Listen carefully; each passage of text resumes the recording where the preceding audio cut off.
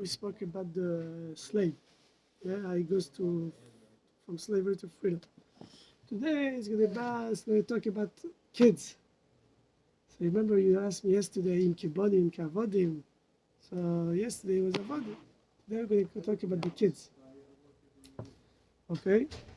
So, Tano Rabban, so you see where we're up to? Dalit.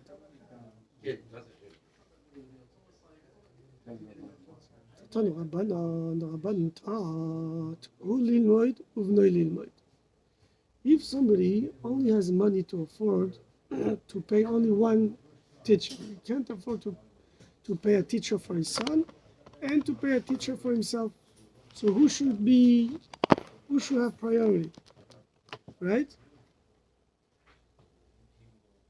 So the Gemara says, "Ukoidim livnoi." He has priority over his son. Rabbi Yehuda says, "Im bnei zor is umemulach, v'salmudo misken biyodei." If his son has a sharp brain, and he has a better head, and he's able to understand what he's being taught, then his son has the priority. Yeah? And the Gemara is going to bring a story to back up this opinion. Rav Yaakov bered Rav Acha, Bar Yaakov. Rav Yaakov, the son of Rav Acha, the son of Yaakov. Shadre avu likamed Abai. His father sent him to be a student by Abai. Ki asa, when he came back home, his father saw that he didn't really understand. Mechadedin the translation is sharp. So his learning wasn't sharp. He didn't really get it. So Omar he told his son, "Ana adif I am better than you. Tiv at, you should sit over here. Ve'ezel ana, and I will go and learn Torah by Abaye." So then what happened? Shma Abaye dika'ah ve'osi. Abaye heard that Rav Yaakov was coming. Yeah? So what? And not his son. Yeah. So he did something special. Why? Because in the Beis Medrash of Abaye, he was a shindalet, he was a mazik that will come and will cause damage to the people. And usually, it says in the Gemara always that the mazikim are causing damage for people walking by themselves at night, right? And this shindalet, this mazik, was causing damage to people, even if there were two people together, and even if it was during day. So mamish, they couldn't get rid of it. They were learning at night by themselves. No, they said this mazik was so strong and it was so powerful that he was stronger than all the mazikim. Usually the mazikim that it's been explained in the Gemara elsewhere, it's always if it's a ben adam yechidi balayla. Somebody shouldn't go by himself at night. Why? Because the mazikim are causing damage when you're by yourself and at night. But this shindalet that was coming by Abaye's Beis Medrash was causing damage. Either it didn't matter if you were two people, it was still damage. If you were by day and Abaye, it was still damage. It was they couldn't get rid of it. So Abaye saw that Rav Acha was coming, so he found a trick to maybe get rid of the shindalet. So what did he do? We're going to find it right away. Shama Abaye dika'ah ve'osi. So Abaye heard that Rabbi Yaakov bered Rav Acha was coming. So Ave Ahu Mazik Bei Rabbanan de Abaye. And he was this Mazik coming in the Beis Medrash of Abaye. The Chiavu Ayin train, even if there were two people, Afilu Bimama, even though it was during the day, Ave Mitazke, he was still causing damage, which usually they don't if you don't do what it needs today. Only solo and by night. Yeah? So what did Abaye said? Amar Lehu, Abaye said to all of his students, La leisev le'eina shel shpiza. Nobody should give Rabbi Yaakov Beravacha anywhere to sleep. Why? So like this, he's not going to have anywhere to sleep, and he's going to sleep in the Beis Medrash. And Efshar the Mitrachesh Nisa, maybe he's going to cause a miracle that this mazik should come and stop mazik. Yeah? When he was a big level. Yeah, because he was a big guy. So he came in, Bas Be'ahu Be'Rabbanan. What Rashi says, Bas, Lan, he slept there. Yeah? So he slept in the Beis Medrash where this mazik used to come. And how did this mazik look like? What type of mazik was it? Idmele, he looked like Kesanina, like some sort of crocodile or alligator, the Shiva Reshvasa, with 7 heads. Yeah? And then what did Rabbi Yaakov Beravacha did? He started to daven, and when he davened, every time he davened, he was Korea Mishtachav like we do in Shemini Esrei. So Kol Kriyat Dekora, every time he was bowing to Hashem to daven that this mazik should stop being mazik. Look at Rashi. Kol Kriyat Dekora Ravacha. Every kriya that Ravacha was doing, every time he was bowing, Umispalalim was davening, al oise mazik, about this mazik, Nosach had Rasha, one head will be cut off. Right? So he did it 7 times, and the mazik died. Amar Leulemacha, Ravacha told them the next morning to Abaye and his students, if I didn't have a miracle, Sakantin, I would have been in danger.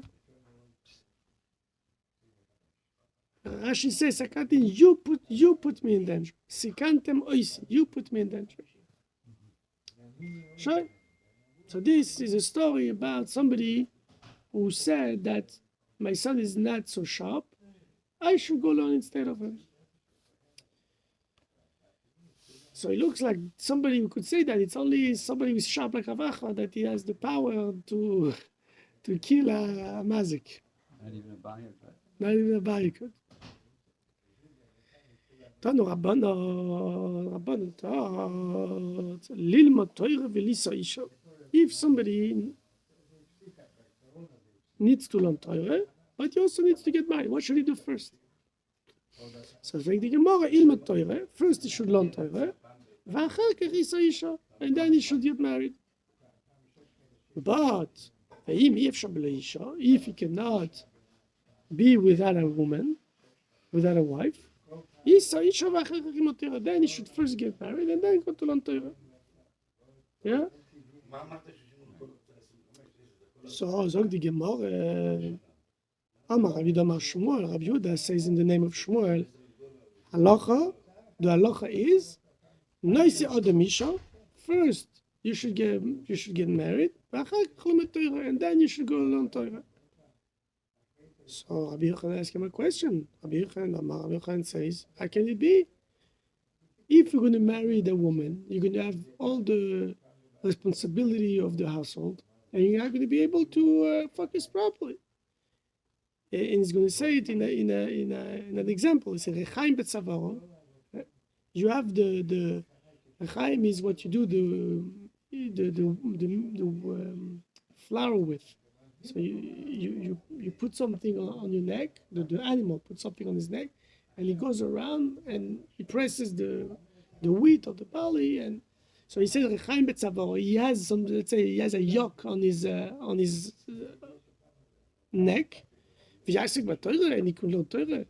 Meaning to say, if he has the responsibility of the household on his neck, because he get married, then he needs to take care of his wife and children.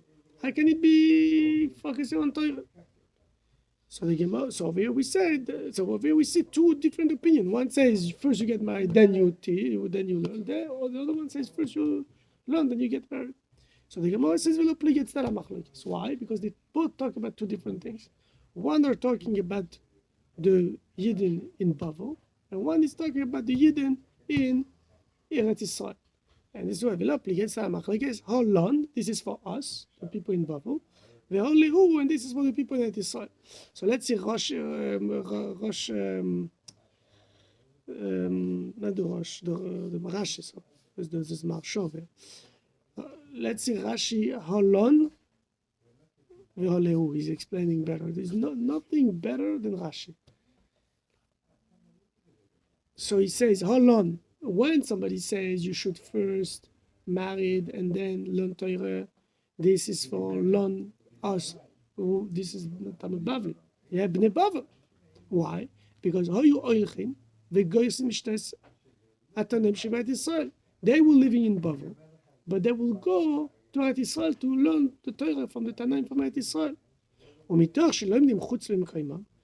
And because they will learn, they will study outside of their place they were living, they don't have the responsibility of the household. So this is why Noise Isha, he should first marry. They have a bloyo, so then he doesn't have the desire of a woman because he already has his own. And there is a saying, it's a mishesh lapas besalo. If you have bread in your basket, you're less hungry.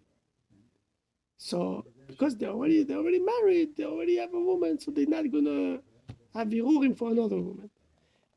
So this is why the people from Bavel, first they should get married.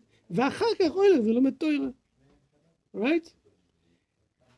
והלהו, זאת רש"י להו, לבני ארץ ישראל, עליהם דיבים קיימים. This is for the people of Eretz Israel that learn in their places, where they live. They study where they live. אם נעשה אישה, but so if he marries a woman, יהיו צורכי הבייס ותולים עליו. The responsibility of the household would be depending on him. And then ויבטלו, and then he will be מבטל Torah. I saw a pirush that says that the people of Babel, the woman used to work, so it wouldn't be a big deal for him to learn Torah. And another thing they said, the women of the people of Babel, they own a lot of land, so and they will rent out those lands, so they will have more money, passive income. So you could see that the people, the Jews then already were into real estate. It's one of the pirushim I saw when I was reading when I was preparing the shir. Okay, so either you marry before and then you study, or then you study, then you married. It's not a machlokes. It's two different type of situation. Yeah. So now we're going to learn. It's going to go about the importance of learning Torah. The importance of getting married. Sorry. So he says like this. Mishtabach le Rav Chizda le Rav Huna b'de Rav Amnona. Rav Chizda was making a lot of shvachim, a lot of compliments, and saying a lot of good things to Rav Huna about Rav Amnona. Right? So again, Rav Chizda is talking to Rav Huna about Rav Amnona, and he says, Rav Amnona is such a good guy. The Adam Gadol, that is a great guy. Yeah?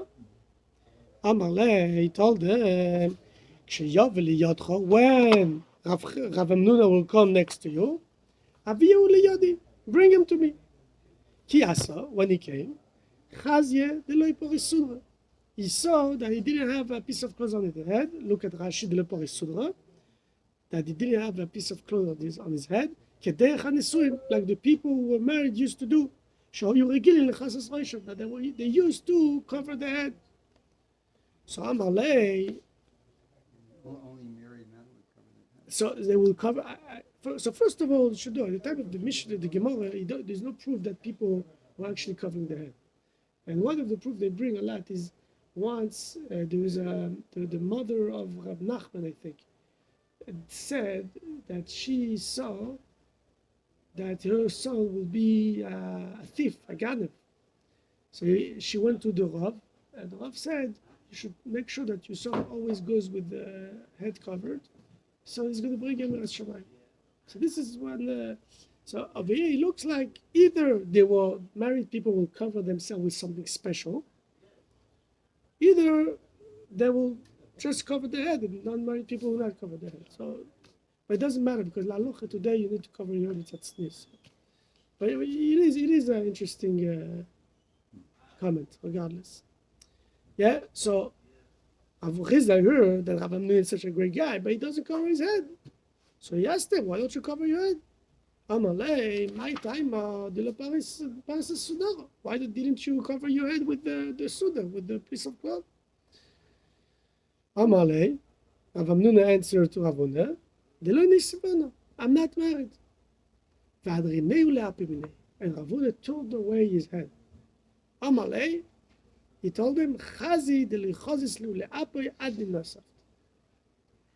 Make sure that the next time I see your face, you're married. Right? So he brings a raya that Rav Huna was very strong about. You need to get married. Don't play around learning Torah. And the Gemara is going to bring down now why Rav Huna did this, because Rav Huna has his own opinion about it. And this is what's going to explain right now. Rav Huna l'taimer, Rav Huna, according to his opinion, De'amar, Rav Huna said, but if you're 20, you didn't marry a woman, call your mavavira. All of your life, imagine, all of your life is in sin. So for the Gemara, bavira sel kedaitach. Why if you married a woman later, he's also bavira later? Elo ema, but you should say not kol yamav bavira, kol yamav bi'irur avira. All his life is beirur avera. Yeah. The rest of his life. What it was. Right. So I saw that the pirush of that is because if he waited too long to get married, so even though he didn't do an avera, but he wanted to do an avera. And because he already wanted to do that very once, so it's very hard to untake this. It's pretty much like an addiction. Like people say about addiction, that they say you should never clean up about an addiction. It's just struggle every day, and every day you come over your struggle, but struggle never goes away. So that's basically what he says. Okay. The same idea at least. Yeah. So according to Rav Huna, 20 years old, you need to get married. That's it. Amar Rav says, V'chen tenot Rabbi Shmuel, and Rabbi Shmuel also taught something similar. Ad 20 shana, yesh HaKadosh Baruch Hu mitzapeh le'adam. Until the person is 20 years old, HaKadosh Baruch Hu sits and he's watching the man and he's waiting for him to get married. Masa Yisrael, when you will marry.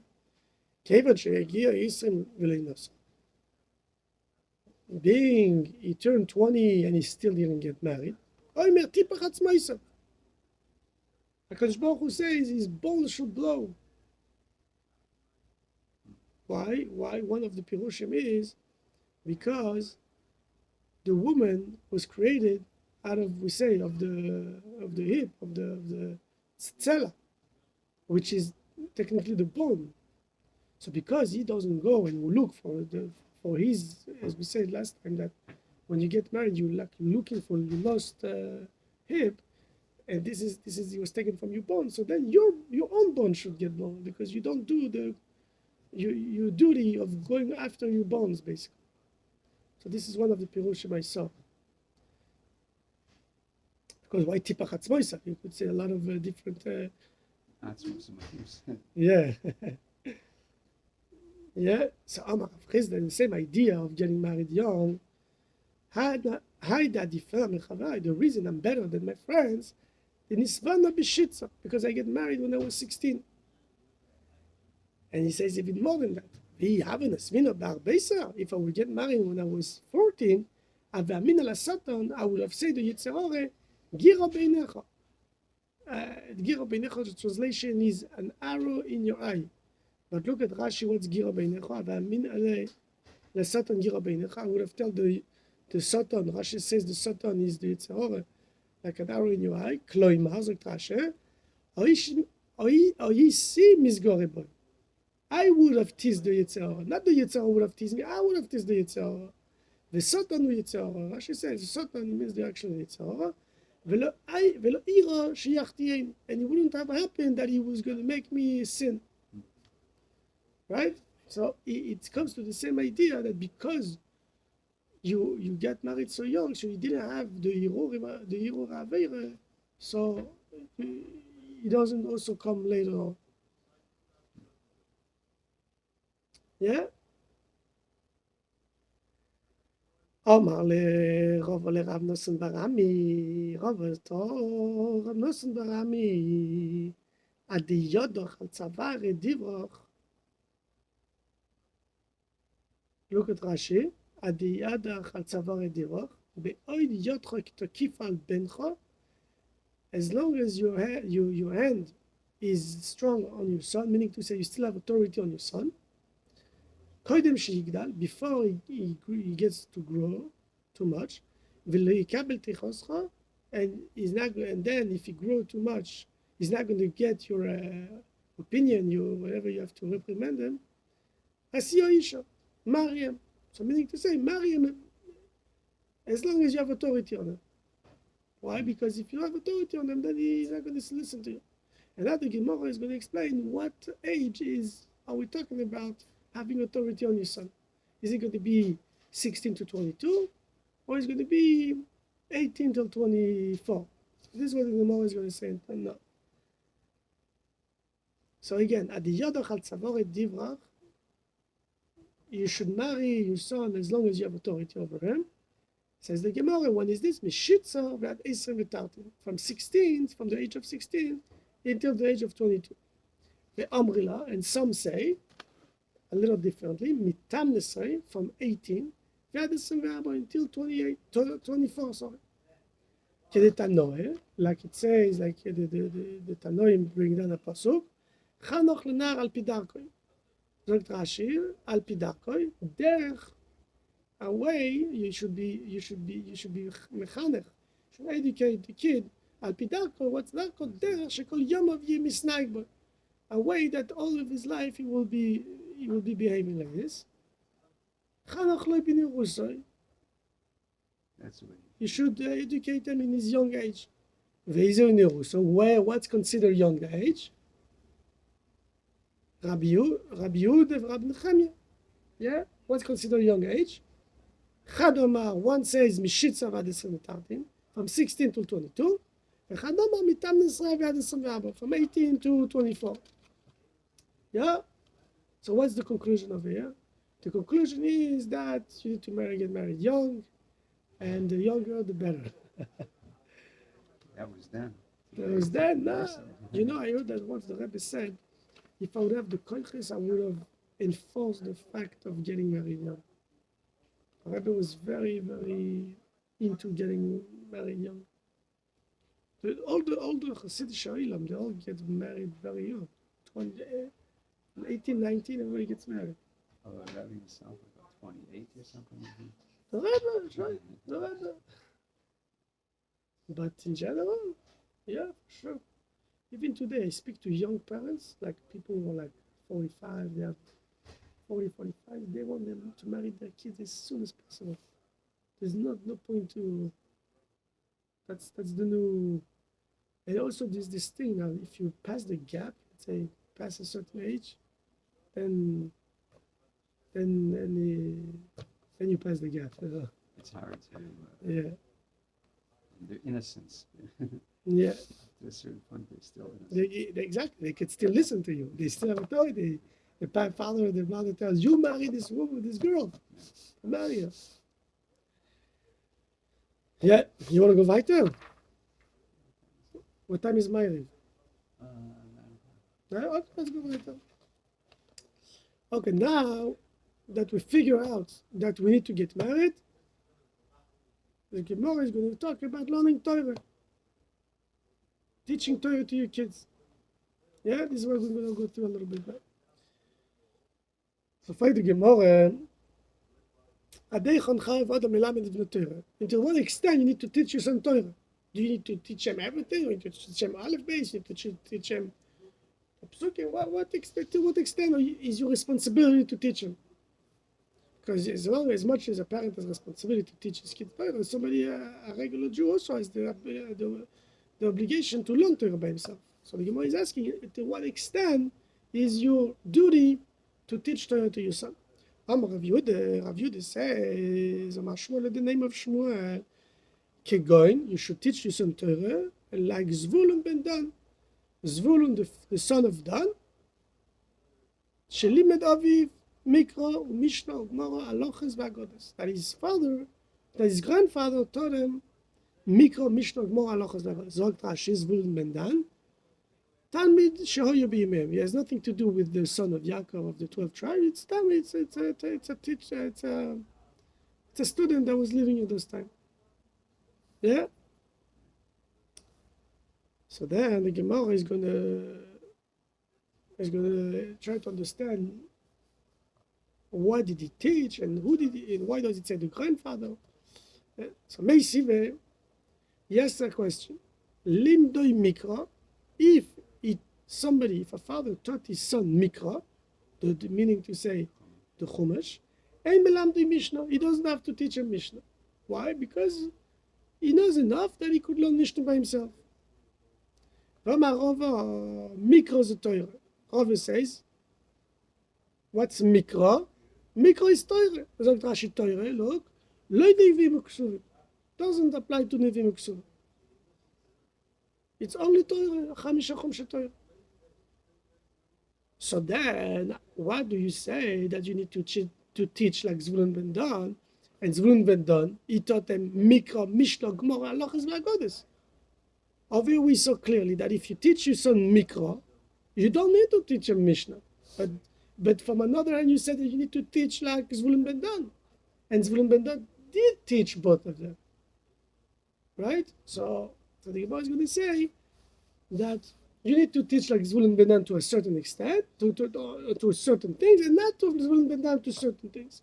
And he's going to explain what will it be. So we're going to see it inside. And for the Gemara, Zvulun ben Dan, we like Zvulun ben Dan. You should some things do like Zvulun ben Dan, and something you don't need to do like Zvulun ben Dan. So Zvulun ben Dan, what are the things that you need to do like Zvulun ben Dan? Shelim Aviv. That his grandfather taught him, meaning to say that somebody has the obligation to teach his grandson Torah also. Ve'lo Zvulun ben Dan, and what you don't need to do like Zvulun ben Dan, Deilu Asam, Zvulun ben Dan, in this case, over there, he taught them Mikra, Mishnah, Gemara, Halachas, V'Agodas. He taught them everything. Ve'ilu Acha, Mikra Levad. Over here, you say you need only to teach him Mikra Chumash. Right? So it's like a compromise. You need to do like him, but you don't need to do like him everything. Yeah? So then the Gemara is going to ask,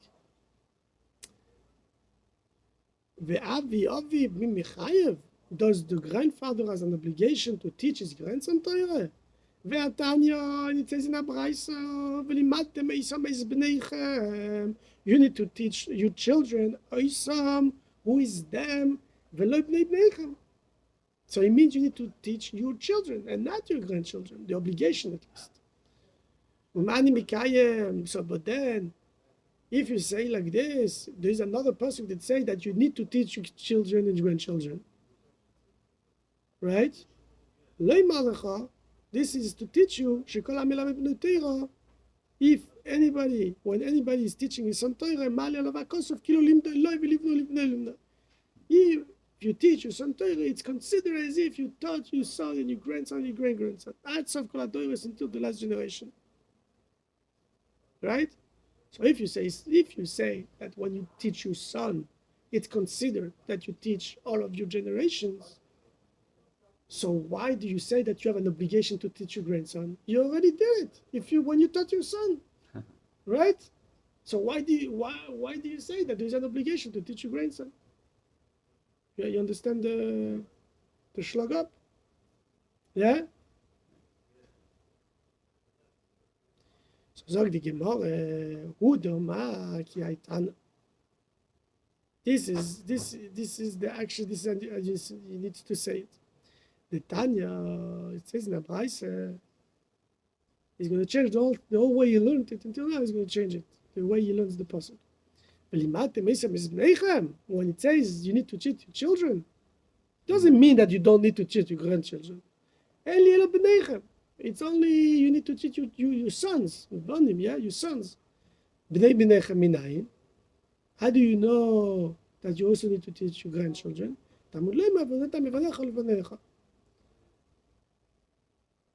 It's to teach you that you need to teach. You have the duty to teach Torah to your sons and your grandson. So then, why do we need two psukim, right? Why not one pasuk tell you your children and another pasuk tell you grandchildren? So what do we need? Do we need the pasuk that says b'neichem? So in for the Gemara, b'neichem you don't have a duty to teach your daughters. Yeah. So now everything makes more sense. Amar Rabbi Yeshua ben Levi, Rabbi Yeshua ben Levi said, Kol ha-melamed es bnei Torah. Anybody who teaches his son Torah, Malel Rakosov, Kilu Kiblu Ma'ar Sinai. The pasuk he is looking at him as if he just got the Torah from Har Sinai. Shenema, you should teach you to your children and your grandchildren. Right after, what does the pasuk say? The day that you stood in front of Hashem at the Har Sinai. Right? It's a nice drasha. So based on this drasha, we're going to see that Rabbi Barabba, because who said this? Rabbi Yeshua ben Levi, yeah? So he's going to say a story. Rabbi Yeshua ben Levi was rushing to bring his kids to learn Torah because he took it so seriously that it's like getting Torah Har Sinai. Right? So let's see inside. Rabbi Barabba, Ashkechel Rabbi Yeshua ben Levi. Rabbi Barabba encountered on the street Rabbi Yeshua ben Levi. The Shade Risna Arashe, look at Rashi, the Shade Risna Arashe.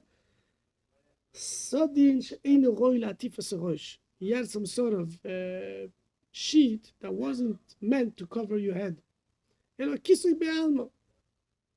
It was just a regular cover, not something meant for your head. Right? Look at Rashi. Kisui be'alma samal roishay. Shelo yileh bigul roishay. He just put something over his head, not to go barehead. But he didn't take the time to cover himself with a regular hat or suder, the same suder we saw before by Rabbi Nuna. Yeah? So you find him on the street with this little piece of the regular thing, not something that it's meant for that. Yeah? And he was bringing his son lebeknishte to yeshiva. Why are you rushing so much? You don't even get dressed properly. What's going on? So Rabbi Yeshua ben Levi answered to Rabbi Barabba. He told him, "Mi zuter, is this such a small? Do you underestimate my dirsiv that what it's saying the positive that if you teach your son Torah, it's considered as if you just got the Torah from Har Sinai. This is why I'm rushing so much and I'm not even taking the time to get a proper hat. From now on, Rabbi Baravuna lo toyim umtza de ma'aseh lelinukah v'midrasha. He wouldn't taste. Look at Rashi. Lo toyim umtza. He wouldn't taste umtza. What's umtza? Besam me'at b'gechalim. A little pieces of meat in the gechalim is the in English. Cold. The coals. Yes, exactly. So basam me'at b'gechalim ayorigil mitom b'boker. They were used to eat small pieces of meat that were left in the coals, right? So from now on, since he heard Rabbi Yeshua ben Levi said that it's so important to bring your kid to Cheder, he will not taste this umtza, this little piece of meat, at the ma'aseh lelinukah v'midrasha, until he brought his son to the Beis Medrash. And Rabbi Chia bar Abba, which is the one who actually met Rabbi Shua ben Levi on the street, right? As we said before. Not only he wouldn't taste these little pieces of meat, until he would go over what the kid will learn in Cheder, but also umoisfe, and he will teach him one more thing that he didn't learn in school in Cheder. Yeah, look at Rashi. At the mikra in muke musfe mehader loy, he will do chazore, ma shekora eismol, what he learned yesterday. Umelamdo eight pasuk yisrael, he will teach him another pasuk. Before he took it. No, he wouldn't eat anything until he did that. He came back and then. Or either he came back, either before he no, Eismol, he means yesterday, so he means like before he brought him, he taught them, he did chazor with them what he learned yesterday. So allegedly, it's talking about the morning, because if not, he would say what he learned during this day. And also they said that it's something they eat in the morning, right? A cup of coffee. Cup of coffee, see? I would say the Danish of the coffee. Cup of coffee is not. Yeah, so he was so impressed with what Rabbi Shua ben Levi told him that. So it's interesting that Rabbi Baravuna didn't hear this from Rabbi Shua ben Levi, so he would just not eat. But Rabbi Barabba, that he did hear this from Rabbi Shua ben Levi himself on the street. So not only he didn't eat until he did chazorah, and he added something more. Right? Yep. Sure. Let's stop over here. I think we could stop over here, huh? Let's stop over here. That's one son he could do it. He had 6 kids, and at the top of each one of them. But you Yeah. get You get hungry. Eventually, you get hungry.